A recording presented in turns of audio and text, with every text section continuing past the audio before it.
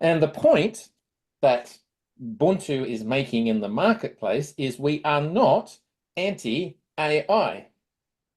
We are pro leveraging AI to help us be better humans, to help us be better business people, and to help us make a leveraged difference on the planet with the resources, the education, the energy, the finance, and the stuff that makes us who we are as human beings.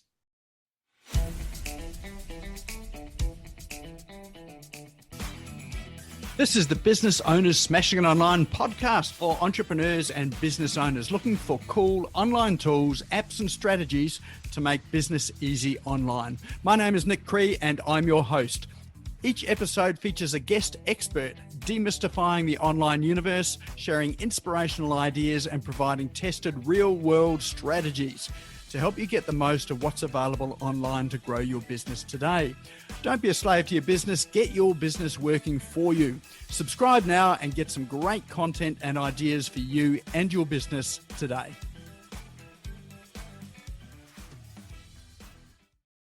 All right, well, that brings me to the time of the evening where we have our main topic for this evening. So actually, Greg and I just connected up. So we've got Greg Smith here in the wings. Just give us a wave there, Greg.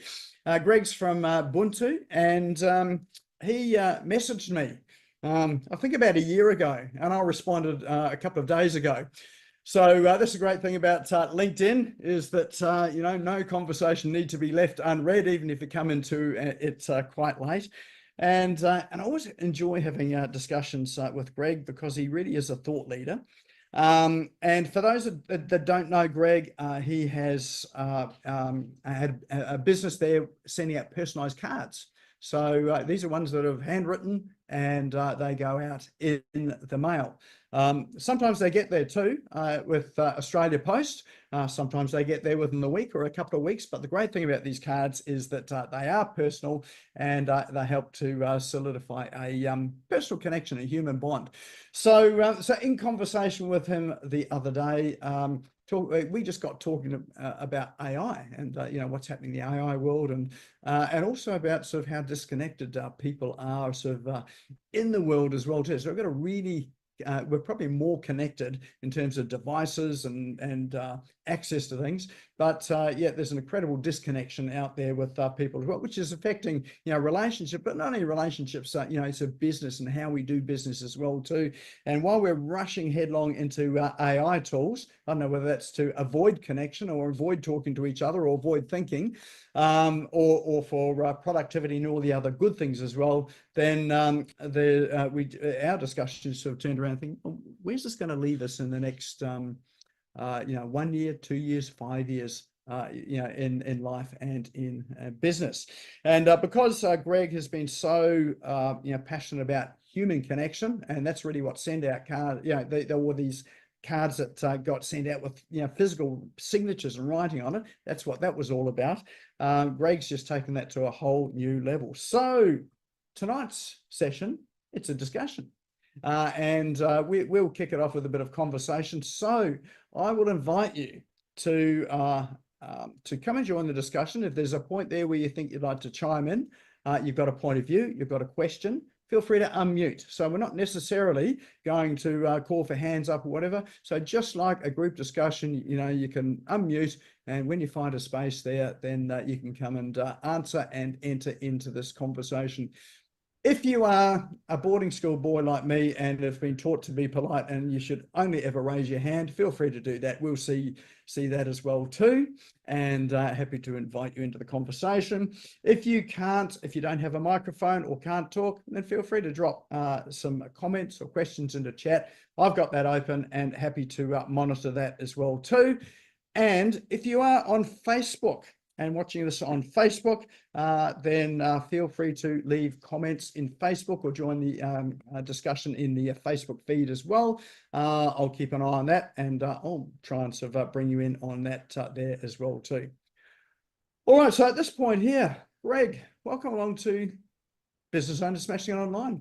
When was the last time you were here? Oh, 6 months ago. 6 months maybe ago? longer. Yeah, Yeah, yeah. but I'm lucky enough to have a sidekick. I think he turns up a bit more regularly than I do. Yeah, very appreciative of Steve being here tonight as well, It to is. support the Ubuntu message. So yeah. Excellent. So as I say, we connected just the other day, and Mhm. we got talking about what's happening in this I suppose crazy times with AI. What's your perspective on as we head into AI and all of the tools that are available? What's your perspective on just a macro view of all that and what's So happening? there is a discussion kicking around at the moment, and I've only just tuned into it talking about the dead internet. And the concept, as I understand it, is that we have all of this content being produced by all the sorts of tools that produce content. So think ChatGPT, and it's, we all know what that is. So we have ChatGPT able to produce content 24/7, endless amounts of content. And when that content gets automatically scheduled and then posted, wherever it gets posted on whatever platform, at the other end, there is a response to that content. And the response, so often now, is not a human being responding, but another bot or some form of automation or some other AI tool.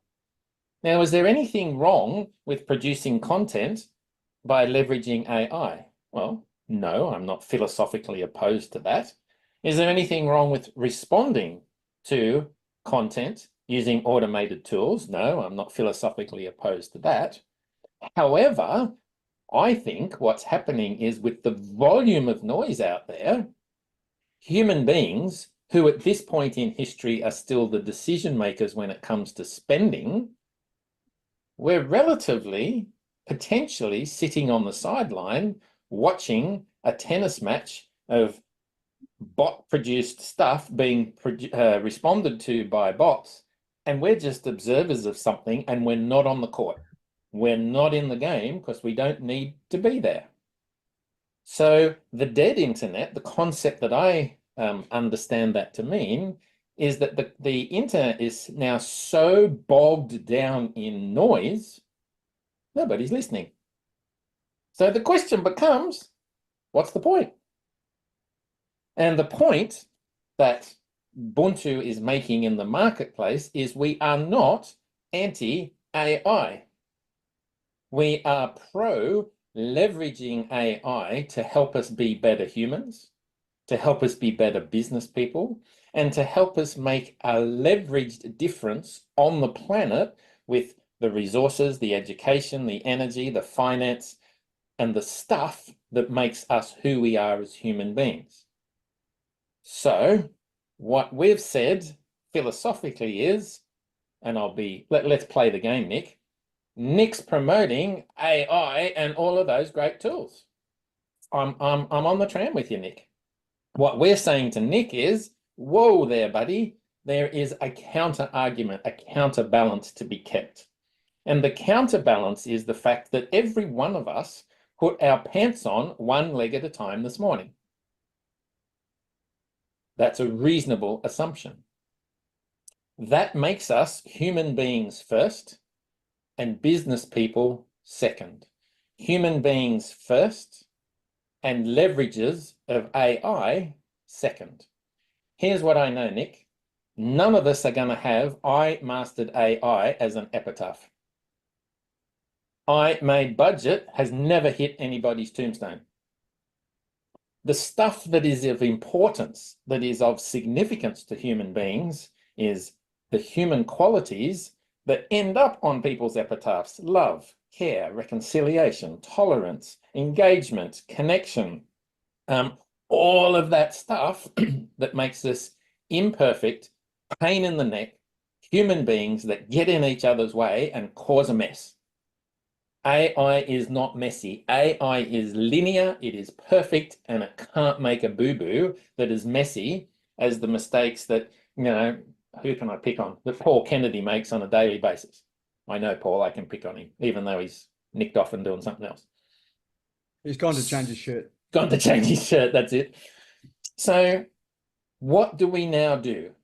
In this context of faster, doing more with less, AI, automation, transaction efficiency, put your hand up if you really like being processed.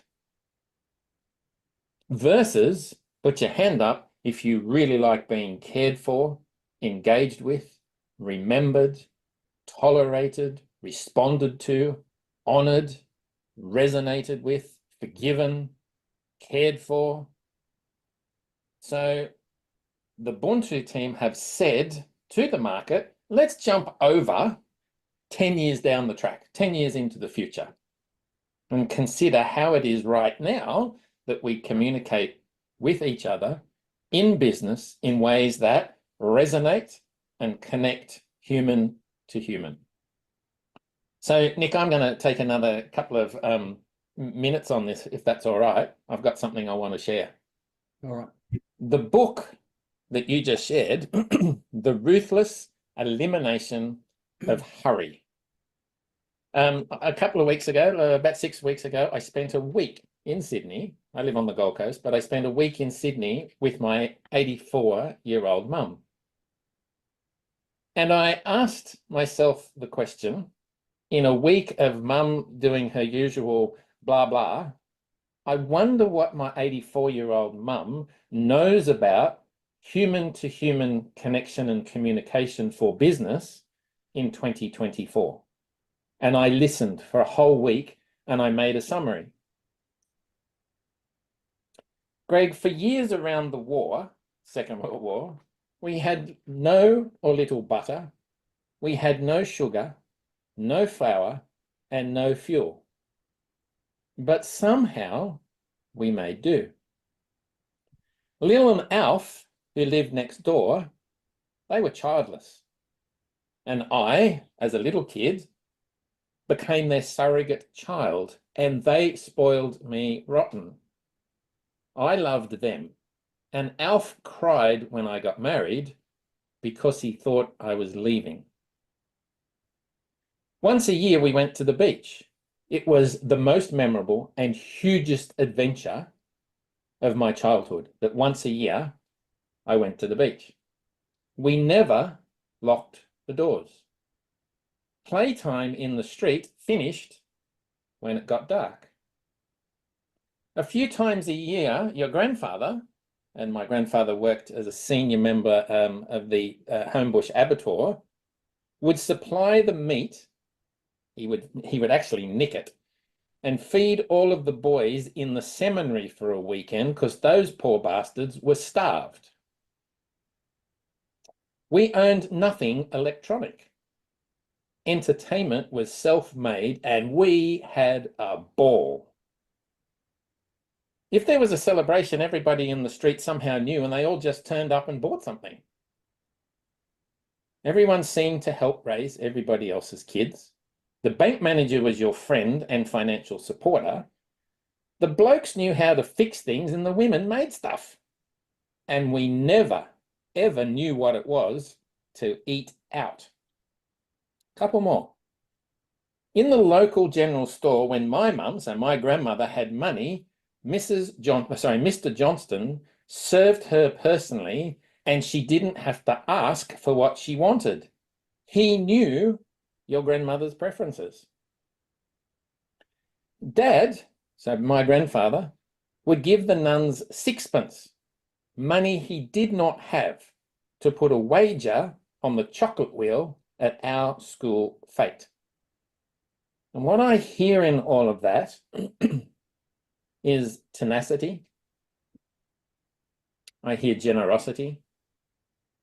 I hear community, belonging, connection, contribution, self-reliance, and support. So if I was to summarize, Nick, the message that we want to take to market in a commercialized, AI-driven, efficiency-oriented market, it's tenacity, generosity, community, belonging, connection, contribution, self-reliance, and support. Why? Because that's the shit that actually matters.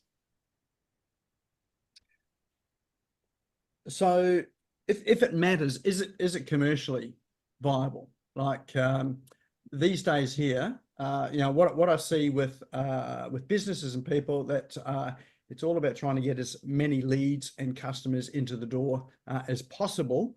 And it virtually is a numbers game. So really what AI does is it helps with the numbers. It helps to actually sort of do some of the important tasks in business, so that you can focus on the other stuff in business. So maybe there's a happy medium in there, or what is it? Anybody else want to have a crack at that? If we're having a discussion, Nick, you want to put that to the community here, and like what's our collective response to that? I'm sitting here taking lots of notes, Greg. Thank you very much, because I'm actually really disgusted with the whole AI thing. My business, I coach people in specialize in body language and non-verbal and on-camera communication, and I've been hearing lots and lots and lots about AI over the last months, years, whatever. And my business is very much a person-to-person business. It's a very human business, and what I'm getting from AI is that it doesn't matter. That doesn't matter. You fake it, and there's nothing authentic about it. I've quoted before someone talking about a brand specialist, brand promoter, whatever, saying, oh, people are responding to authenticity these days, and here's how you can use AI to impart your authenticity. With failing to see the irony in that sentence. And for me, it's not a numbers game. Sorry, Nick. For me, it's not a numbers game. It's a quality of communication game. It's a quality of relationship game. That's what it's about. My business is not selling cars or whatever. It's a very much you've got to get into people's heads and find out what makes them tick, and that will manifest in how they physically come across. So it's very much a person to person and very personal business. So for me, AI is crap. Sorry. And the fact that I apologize for being late, but it underlines the point that, my Zoom isn't working all of a sudden. So the technology is great when it works, but it often fails. And it failed again. I've had to find another way into this meeting because my bloody Zoom doesn't work all of a sudden. Well, you'd be pleased to know that Dr. Christian, it's actually working twice. We've got two of you in here, which is just double banger. Bloody hell, Awesome. two of me. My ego is not that bad. So I think AI heard you and found a way to sabotage your Zoom. So there you go. It's the gods of AI getting back at me. So what I'm hearing, or my response to the question, and I'm still interested to hear others' responses to the question, is if I was to be born again, I think I want to come back as a Buddhist. Buddhists like to take the middle road. My father started as an electrician, and what he used to build those homes and do electrical work on all the pubs in Sydney that he worked on was a nail and a hammer. A builder wouldn't know what a hammer was today, metaphorically. It's all nail guns. So can you build a pub in half the time that my dad and his team could build a pub? Yeah, absolutely. Is that an efficiency? Is that doing more with less? Yeah, absolutely. So the hammer and the nail gun are just a tool. AI is just a tool. I am not anti-AI, and I'm not anti what Nick is suggesting, leveraging a tool to help us get some more leads. That's okay. It's what we do when we get those leads, and it's the intentionality that's behind the work that we are doing to make the world a better place for us being here, having been here, that makes a difference. But Nick, I don't want to facilitate your room, but what's other people's take on it? Can I just, sorry. Oh, you go, Sid, go on. Yeah, thanks. I was just going to say, there was a slight, something that was, I had a slight disagreement with, was that AI is not like other tools. I do appreciate, I agree with most of the things you said, almost everything you said, but AI is more than a tool, it's more of an agent. So it's kind of, it's the first thing that we've ever created, which can do things on its own, which can learn on its own. So there's, and it can make decisions on its own. Tools, like, if you're talking about simple tools like a hammer or a screwdriver, they would do exactly what you would want them to do. Whereas with AI, You could set it to go ahead and make decisions for you, for itself, for other AI tools, if you were to link them all up, or AI agents, if you were to link them up. And it could just go off on its own and, like you said, have conversations. So it could be like my AI will talk to your AI, and they could have a conversation. They could just go off and do all sorts of things beyond, that would be way beyond your control. You have no say in any of that. So that would be an interesting way to look at it. So AI is a bit like a, especially the lazier ones amongst us, we would just sort of set the AI off to do things for us, to make money for us, to make our lives better, and to make us look good in the process. Yeah. So I'll keep saying it until my last breath. I'm not anti-AI. What I'm concerned about is, does that leverage our humanity? Yeah. That's the question that resides with me. Because when I buried my dad 18 months ago, it was loving father of, name of all the kids. It wasn't he made, he did, he saw, he conquered. It was something really, really fundamentally human that, we've remembered him by and for. Steve, what's your thought? Because you and I have sort of tussled around with this stuff before. Steve Plummer. Okay. Well, yeah, we have, Greg, and it's I totally get where you're coming from, and as you know, my fear is we are losing our humanity in all of this. And I think a little bit like Dr. Christian, I've got some, I'll say it, I've got some fears for humanity and us losing our humanity. The question I had, Greg, for you specifically is, in a commercial sense, because what you're talking about essentially is your offline stuff, right? The what's it called? You send it, or what's it called? What's your product called? Yeah, look, that a tiny 10% of our work is called send handwritten. So sending handwritten, wax sealed, beautifully designed mail to interrupt the attention of busy, distracted business people who will never open an email, they never read a text, they never answer a phone, and they'd certainly never see a piece of content that was produced by AI. Take a GP, for example. They don't watch any of that shit. How do you get their attention? And so I guess along those lines is my question around, and this is from a commercial perspective, from you selling it to me as the business owner, is the perception of that old school, boring, it takes a long time, it's expensive, that kind of thing. Even though it's more connecting, it's more impactful, you're more likely to get a response from something like that. Yet and I'm asking this question, is the commercial reality that that's too old school back in the past? And even though it has all of these beautiful things that connect to us humans, all the cool, trendy, new stuff is where it's at, and therefore I'm not going to pay for that. Am I playing too much of the devil's advocate there, or? No, it's perfect. It's perfect. Is old school the answer? No. Is all AI the answer? I don't think so. Is only making telephone calls the answer? I don't think so.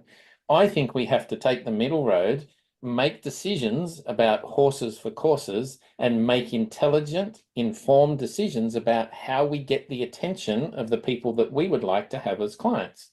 I know, Steve, and I hope this is not commercial in confidence, but you've got a client and you help them sell sheds.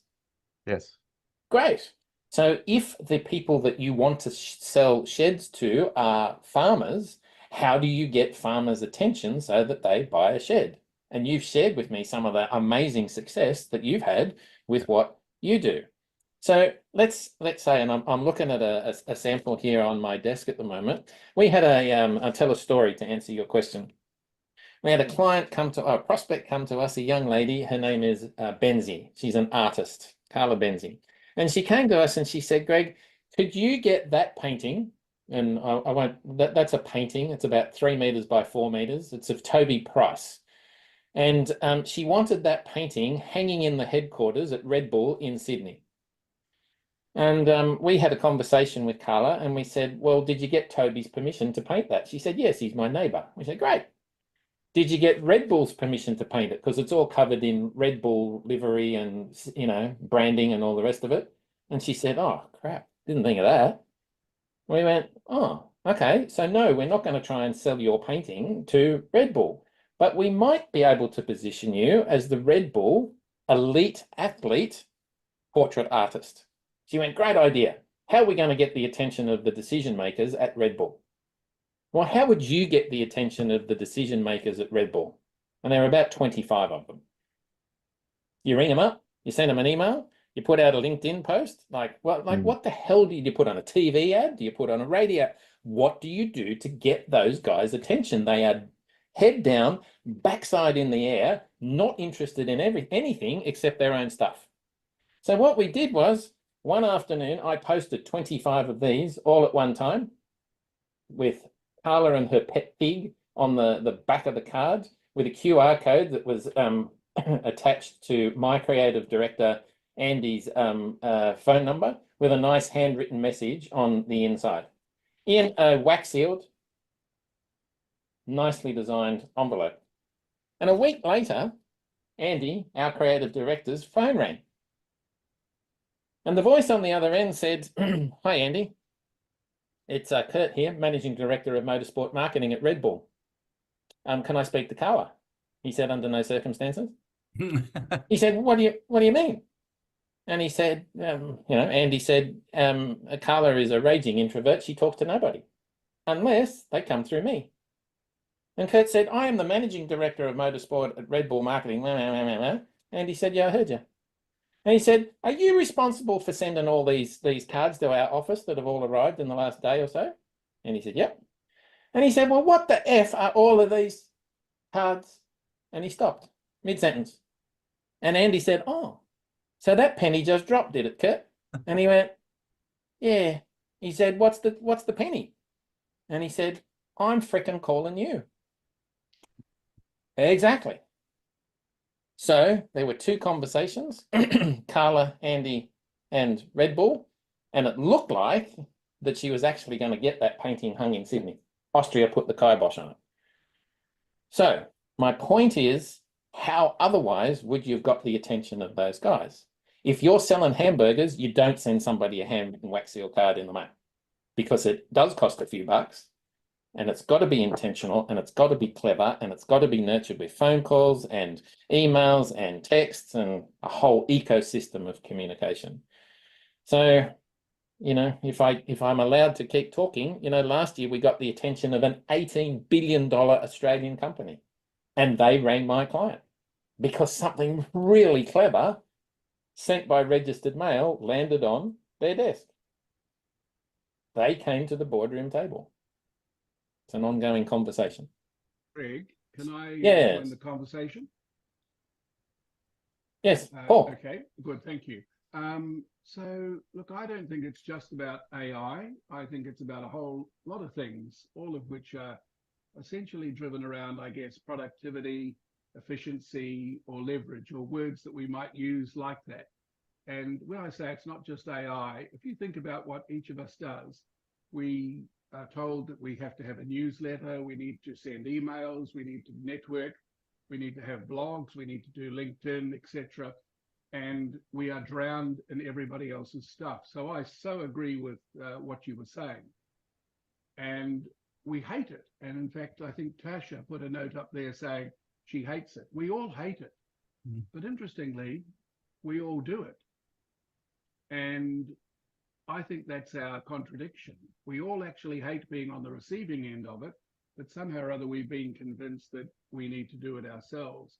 I do, obviously, I know about send handwritten. I do think you have a unique way of getting your clients in front of people in certain circumstances that are a bit different, such as certain circumstances is the pertinent phrase. Yeah, and it's not for everybody, but it's a great way where other methods, the more traditional, and when I say traditional, I mean the items I just talked about and AI won't work. So I think you're probably right. I think it's a middle ground. It's a bit of everything. There is no one silver bullet. No. It's knowing your client and knowing what is going to be right for he or she, to get their attention. And so I'm like you. I'm not against AI. I'm not against all the other things either. But that doesn't mean we should drown each other. And that's what we do. I think we're drowning each other. Yeah. Mm. So Nick, yes, I'm facilitating your room, Nick. Sorry, Mike. I can't believe I just said that, Chris, without mentioning video either. So my apologies. I'm really struggling, Chris, with seeing two of you. I really am. I'm struggling with that. I know I'm struggling with it too, Paul. Can I just add to that? And you know, it's great having these discussions. I just and Paul's right. We are drowning. We are drowning in this stuff, and people convince us that we have to have all this stuff, whether it's AI, you know, LinkedIn, whatever. We all got to do it because it's a numbers game. But it comes back to the quality of the relationship with a client or a potential client. And what I find is that you know, as a tool, the tool is no longer working for humanity. Humanity is working for the tool. When we have to skew everything to train the algorithm, that means we are working for the technology, not the other way around. And I think that's really, really sad. And that's why we're drowning, because everything we do is skewed to training the algorithm, because it's all the algorithm. We have to be really careful that we don't lose, as someone said, lose the humanity of business and interpersonal relationships. I mean, I joined a couple of chambers of commerce in the last year or so, and people are not desperate, but they certainly have an appetite for face-to-face interactions, and because we're all over the whole Zoom thing, which is ironic because I coach people how to, you know, do video on Zoom. But I think people are really hungry for human contact, and we're not getting it. Can I Can I just take it a step further, if I may? And each week in the last couple of months or so, Nick, you frequently make the comment that what we're doing in terms of media is the algorithms are in fact reducing it to getting in front of about 2%, 2 to 5%. And of course, if you take the corollary, what that's saying is what we're doing isn't getting in front of 95 to 98% of our contacts. So I do think that's the conundrum that we find ourselves in. And as I say, I don't think there's any one silver bullet. I think we probably need to do a mix of it all. But Nick, do you have any comment based on the fact that you've been making that statement for the last few months, and I've passed that on to others who struggle to believe it, but I think you're probably right. I think you've touched on something that is quite important, and it's something that people don't often think of, and that is that the social media platforms have got one job, and that's to extract money out of our pockets.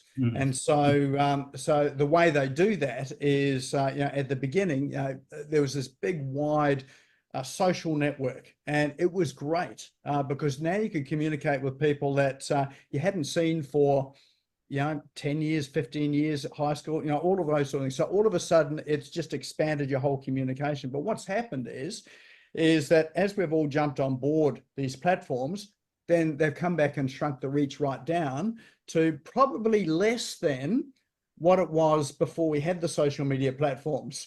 So so we can connect with people that we don't know, and they can follow sort of, you know, what we're doing, but we're not connecting with those that we do know and that are important with us, important to us. So so I sort of think, yeah, these social media platforms, I mean, they're playing the game of becoming very profitable organizations, and really they are extracting, you know, funds from, you know, all of us, either unwittingly or and it is unwittingly as well too, because they promote doing things on those platforms to become visible that don't work. So for instance, just clicking that boost post for $5 or $10, that's not a strategy that works at all. All that does is puts more money into their pockets. And I think as human beings, we are prone to looking for shortcuts to do things that are difficult. And so one of the things that is difficult in life is having conversations with people that we don't know. So, you know, if you think about, I don't know, I'll use the analogy of the old school dance, probably showing my age here. Went to boarding school, girls on one side, boys on the other side. You've got to have a conversation in order to have a dance. That's a really awkward sort of discussion. And we have those, and we sort of avoid doing those things by sort of sticking around in our own little groups for a while, and we're still doing it. But that's the awkward stuff that really makes the difference. You know, when I look at these AI tools, like particularly ChatGPT, I see people using it the wrong way. And what they're doing is they're trying to deal with the awkward stuff in themselves. Like, I don't know how to communicate. Well, I think I don't know how to communicate. So I'm going to get the machine to do it for me. And it pumps out this content, which actually looks pretty good. It actually looks pretty good when it just comes out. When you come and read it the next day, you think, oh, actually, that's not quite so good at all. It's got no, you know, humanity about it at all, and it just feels a bit cold and off. So I think the real challenge is, yes, it's about the human connections. And I agree with sort of Greg there, you know, and what he's talked about with his grandmother is getting sort of back to how life was when you are connecting, not the old times, but just those connections and conversations and feelings. And the AI sort of stuff, and it's not just AI. We've been making this move for a long time. It has been to not do those difficult stuff of being human. Yet when we do it, it's incredible the results that we get. And I often go back to probably one of the really difficult times in our recent history was during that COVID and those lockdowns.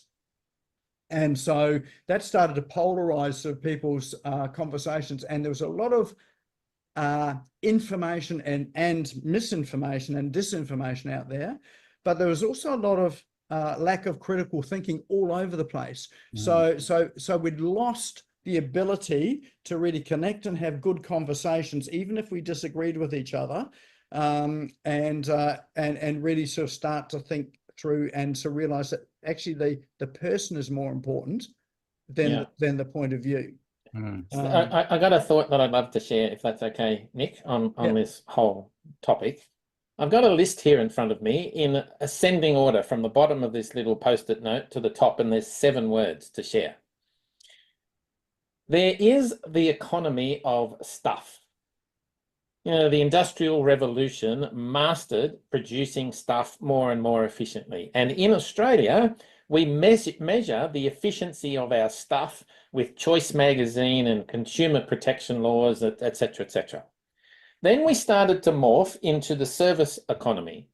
And, you know, 20 odd years ago, Paul, you've got a memory for this stuff, I know, but, you know, 20, 25, 30 years ago, we started measuring service with things like the Net Promoter Score that Bain & Co. came up with, and customer satisfaction became a real thing.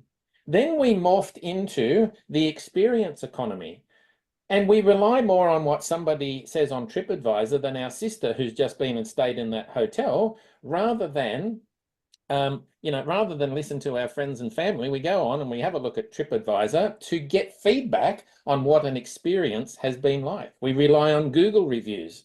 And then we started to talk about customer experience, and not customer satisfaction anymore, but customer appreciation, which is the next level up. The 4th word I've got here is the transformation economy.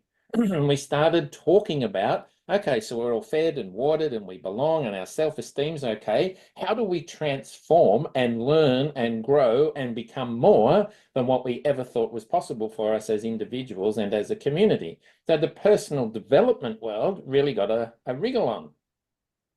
Then here comes AI, and the transactional economy got a wriggle on. Fly Jetstar to experience the transactional economy. Lined up, you're one of the cattle in the queue. You get called a passenger. You're there, but you're not relevant to the organization that's flying you, hopefully safely from A to B. You know, we've got Amazon, transactional efficiency, delivering stuff before you've even ordered it. You know, speed, efficiency, and all of that stuff is part of that economy. Is there anything wrong with it? No. But there's an ascending order of what's going on. Steve Dart will talk from now until midnight about the relationship economy. You know, the importance of, and Steve's a LinkedIn genius, and he will talk about the connection to be made online with others, to tell your story, and to have a sense of significance, and to know that what you are up to matters, and that the people that you are talking to actually care. And here's what's coming.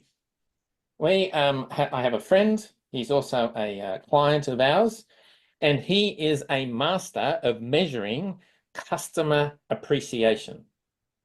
And he's just sat down for 12 months to write his new book. Because what's coming in 2025 is the measurement of your reputation, your personal reputation, your service reputation, your business reputation. Is there anything else in business that is more important than your reputation? Measured, tradable, done properly, significantly. And when you think about it, all we have as human beings, when all is said and done, is our word. Now, that's going to take a while to unpack if we really want to play with that. We only have our word. If you shake my hand, you get whatever it is that I've promised.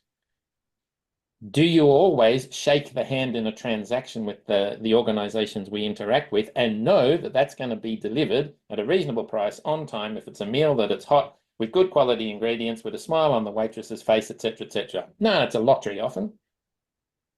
So what is your reputation that you want to build into 2025? And eventually, when I've read his book, it's not even out yet, we'll be able to measure that reputation. So I just had to share that. For whatever reason, reputation, I don't think, is going to be anchored in the world of AI. It's going to be anchored in you keeping your promises, and your brand, in my opinion, is your oath to your customers. Sorry, that was my little rant, Nick. So I've got a comment about that as well too, in that I agree with you. And is your reputation going to become a commodity? It may do. So if it does, then you can use AI to help drive your reputation. Do you want it to become a commodity? It's not whether I want it to, is that how people are going to see it? Yeah, well, buggered if I know. If I had a crystal ball, well, in fact, my crystal ball's in for a service, so I don't know what's going to happen. So I think Steve Plummer was sort of starting to play with the idea of, you know, how does a team like ours, who have made the decision to be the counterweight to the automated AI transactional speed and efficiency response to business in 2024 and 25, how do we as a team monetize that? How do we make sense of it? How do we help our clients in practical ways? Are you okay if I share some of that story that I shared with you the other day, Nick? Is that appropriate? Yeah, 100%. All right. So in the middle of 2022, what we got was that the marketplace was anxious. COVID, floods, fires, Ukraine, supply chain, staffing. If you can get staff, there's nowhere to accommodate them, particularly if you're in a not in a big city. The dramas seem to be building like a mushroom cloud. And this team, including Steve, asked ourselves the question, what is going on? And what we settled on, and that I've got, I think, enough proof to know that we were damn close to being right, is that the marketplace, which is made up of human beings, was anxious. We didn't know what the buggers were going to do next, whoever the buggers were. It was times were uncertain in the middle of 2022. So the next question that we asked was, well, that's great. What's the antidote to anxiousness? And what we settled on was the concept of Ubuntu. Ubuntu is a South African word. No, I'm not South African, but I used the concept of Ubuntu in 20 odd years working outdoors with corporates and young adults. I got a little tool here, a little pack of cards that I used over and over and over and over, sitting around campfires and around dining room tables with bunches of young adults and corporates, talking about how our commonalities were so much stronger and relevant than our differences. We took the U off the front of the word Ubuntu, which means humanity, and called ourselves Buntu. Buntu means people. We are on about connection with intention. We think that we can help render your competition irrelevant if we help you connect in real ways with the people that you want the attention of. And if we use the Red Bull story, that's a little example. So then we asked ourselves the question, well, how the hell in blazes do we commercialize that? How do we actually support our clients? So we created one service. There's 5, and I'm not going to bore you with 5 different services. But the first one we called Uncover You. Here's the question. Steve Plummer, I know we've asked you this question. Who, we don't need an answer, this is rhetorical at the moment. Who are you? We know that you're an awesome copywriter and advertiser and all the things that you do. That's great. There's 5,000 of you in Australia. Who are you? What makes you different to everybody else? I walked into a business breakfast one morning and Tanya was there. I said, good morning, Tanya. She had a name tag on. I said, good morning, Tanya. Who are you? She said, I'm a mortgage broker. I said, that's great. Wake me up when it's over, will you? She said, oh, that's a bit rude. I said, do you know there's 120,000 of you in Australia? She went, is there? I said, I made it up. I don't know. There's a lot. I said, come down the beach with me.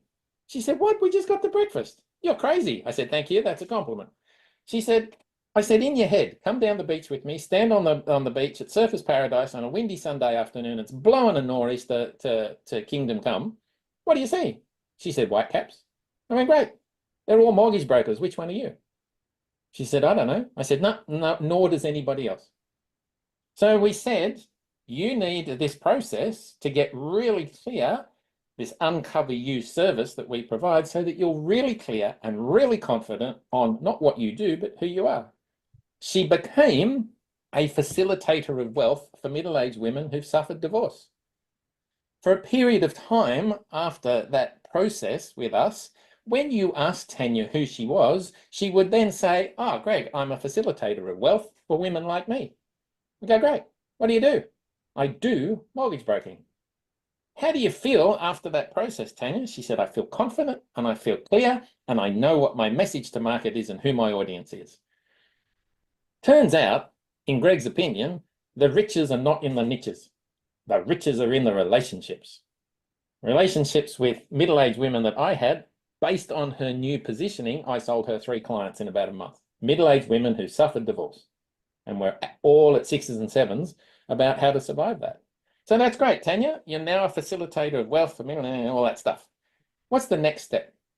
The next step is to be able to express that intentionality and that business value proposition in a contemporary way that makes sense in channels that are listening to people who care. So if you like, the Ubuntu team are really unreasonably creative. We are not reasonable. Crazy stuff is what we come up with all the time. So Express You, which is our second service, in old language would be called a branding exercise. Here's my challenge. Greg's assertion is that branding can be BS. It's bullshit. Here's my challenge. Every year, Coca-Cola spends $4 billion with a B on marketing. And on every bottle, they put Coca's life.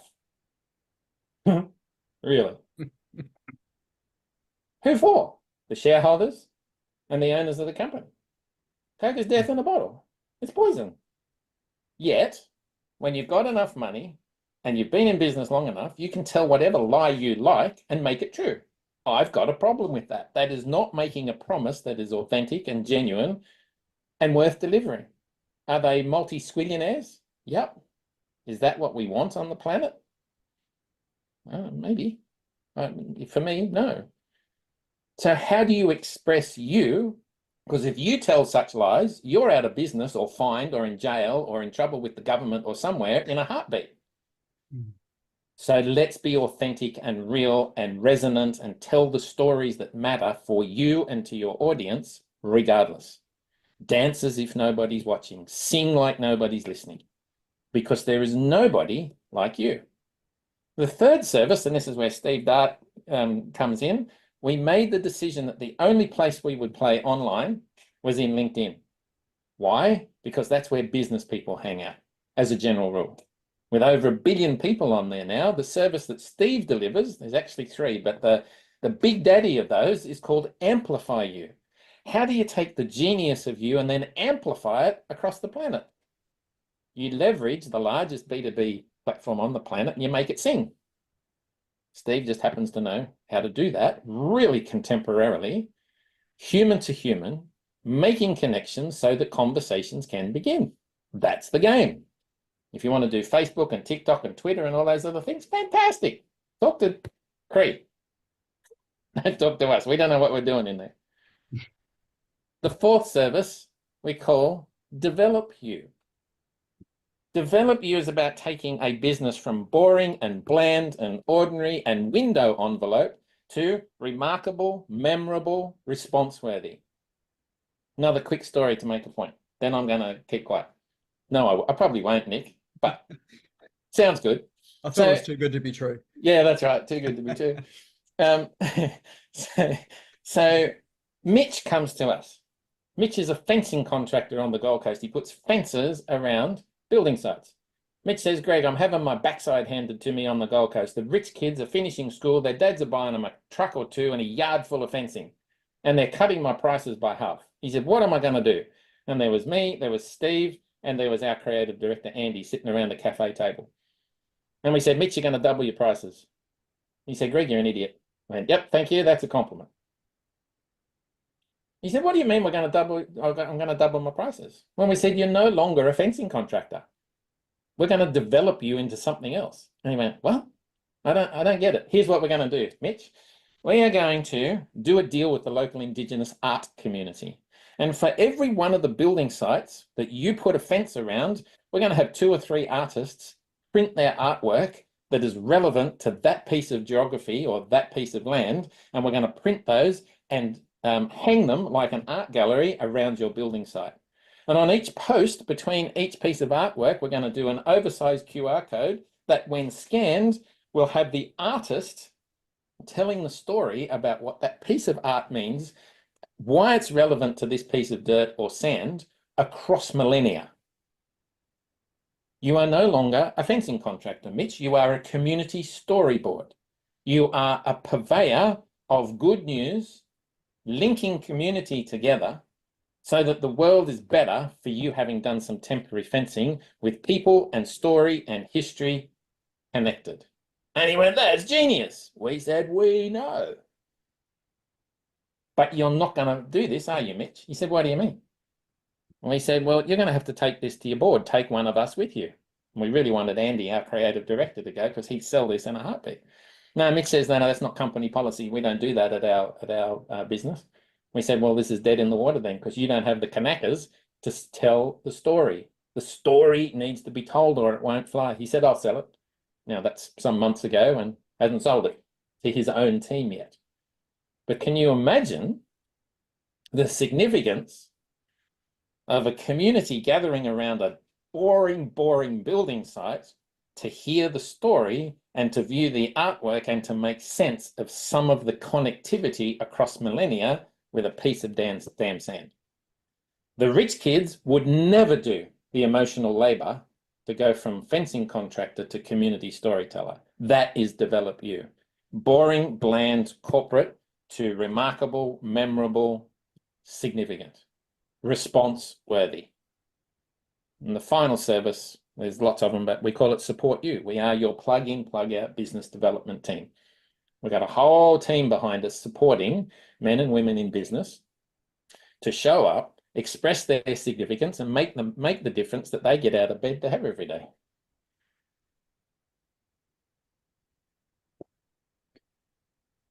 And so with that there, the question is, I'm looking at the ages of everybody on the screen here. And probably with the exception of, say, Sid, I think who's sort of in a bracket a little bit lower than sort of some of us, and I think Camille as well. We're sort of reasonably in that sort of same age bracket and have come through not knowing AI. In fact, probably come through a lot of us not even having switched on a computer or had a computer when we were younger, and so we're in the this new world now. Here's the interesting thing: speaking with someone that works with businesses who are hiring generation Gen Zs. So Gen Zs have grown up with machines attached to their eyeballs. And so that's really their world has been experienced through, you know, screens, and you know, this AI stuff is just a natural extension to it all. And so what they're saying to businesses now is that we don't want to work this 9 to 5 sort of 40-hour week sort of stuff. We actually want to have a different sort of lifestyle. And I see this with my local mechanic, trying to fit these people, these young people, into the business that they've got in terms of the hours they work, you know, the sort of work that they do. Maybe sort of going back to your analogy, Greg, with the hammer, and sort of, you know, building houses with a hammer and nail rather than a nail gun. And it's a real challenge for business, because these young people say, well, actually, that's not what I want. I'm leaving. And then they go off and do something else. So they're seen as not particularly reliable. And I think that's part of the element of what's going on. So my question is, how do we connect with these young people so we give them what they want, and give them the experience that they want, but we're also having the experience that we want, and able to connect with them in life as well too. So remember, Nick, that I spent 25 years of my career expeditioning, backpack on for 8, 9, 10 nights at a time from point A to point B.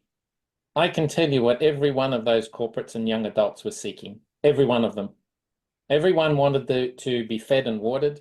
They all wanted to feel safe and know that the storm that's outside their tent at the moment is not going to get them, because we'd chosen a spot there were no trees and branches were going to fall on them. They wanted absolutely, after about day 3 or 4, they could not deal with anybody in that group being ostracized, because somebody would die.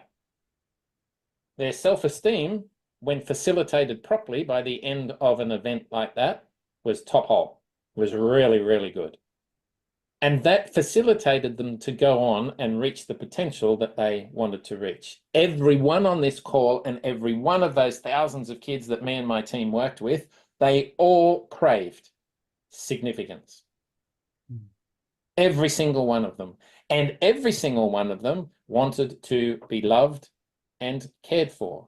How do we turn that into a commercial reality when what we need is somebody with a spanner in their hand fixing the damn car? That's the conundrum that I think you're expressing.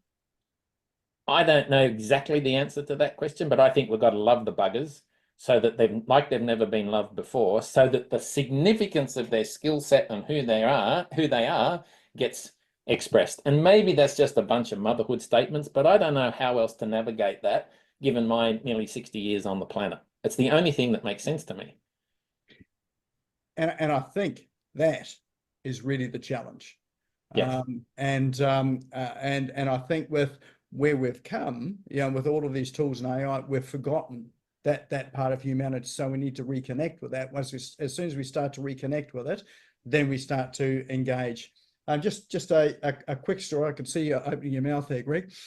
Just a quick story. I met someone again who I haven't seen for years and years and years, and immediately sort of reconnected again.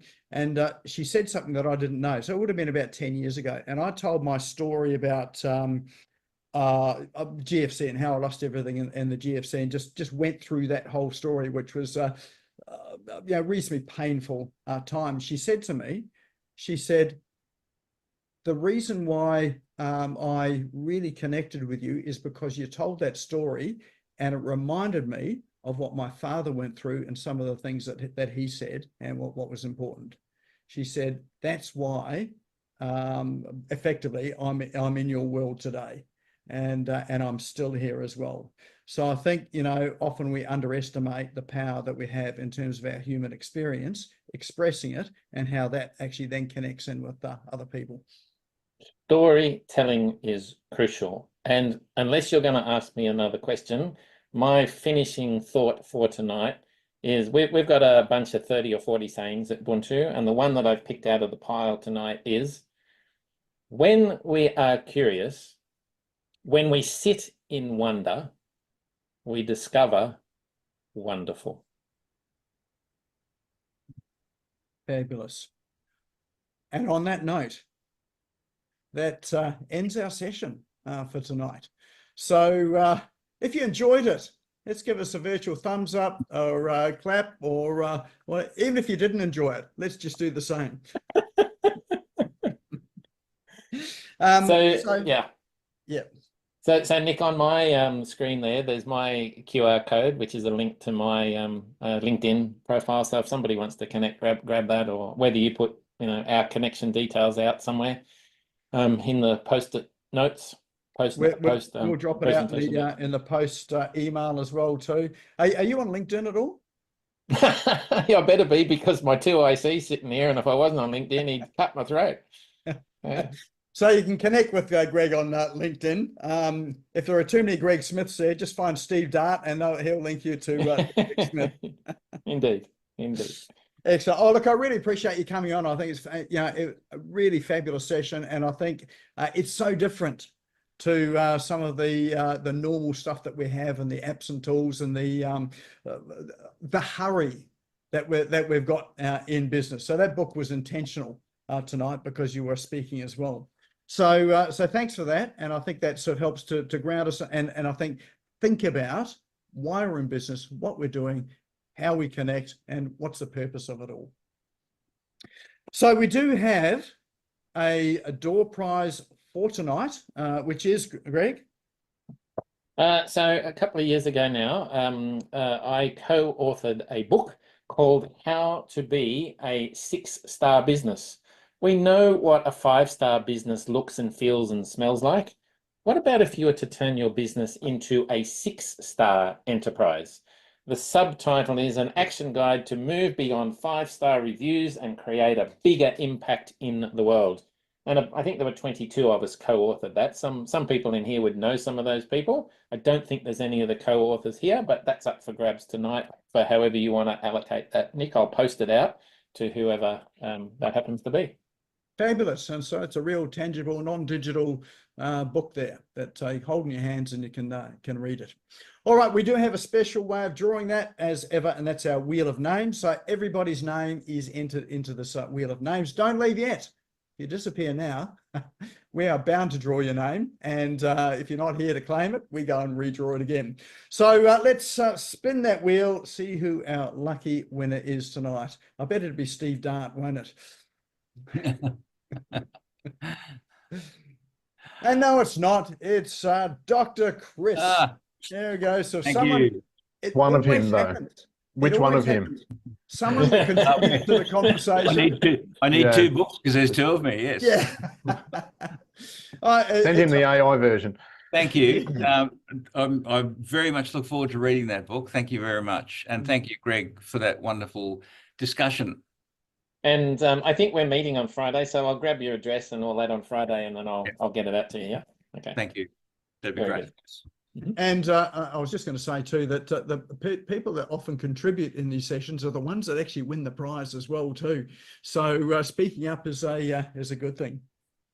So this session here, or if you haven't saved the chat, now's probably a good time to save the chat if you want all of those, the threads, the apps and tools, and all the links that are there. This session will be up on the YouTube channel, Smashco YouTube channel tonight. It was a great session, and I think it's worth talking to people about and sharing it out. If you want to watch it again, it'll be there as well too. But let's start the conversation and sort of mention it to others as well too, because I think this is a discussion that can go a whole lot further than just who we are here tonight. If you're not a member of the Business Owners Smashing It Online Facebook group, now's a good time to go and join that as well too. And a reminder again as well that we have our Canva for Business program coming up next week. I know a few people here have registered for that already. So if you are interested in it, we will drop the link for that into chat as well too. I think I've just, there we go. It's in chat as well too. So if you're interested to find out more, feel free to go and visit that, or shoot me through a message, and happy to chat with you about that. But that's our session tonight. Thanks, Greg, for leading a fascinating discussion. Thanks everyone for showing up tonight, and look forward to catching you all again next week. So have a good week.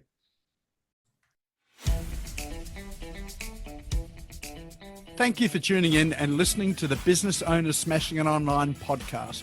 You can also find me on social media and online. Just search for Business Owners Smashing It Online and Nick Cree, spelled Nikree, all one word. If you like this and want to hear more, subscribe now. Until next time, don't be a slave to your business. Get your business working for you.